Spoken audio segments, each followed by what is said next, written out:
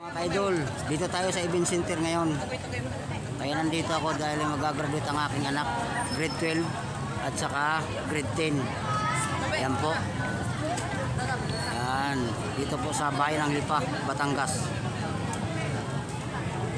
Ito po ay event center. Ito po ay nasa gilid kami. Yan.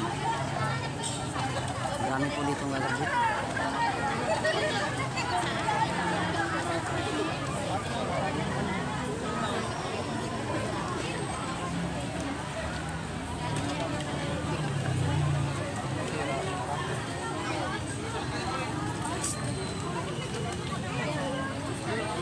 Yan mga ka-idol, oh.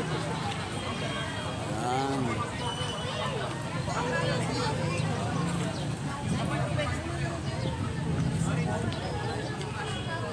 Tapos nga po mga ka-idol ang grade 10. Ang papasok po ay grade 12 na naman.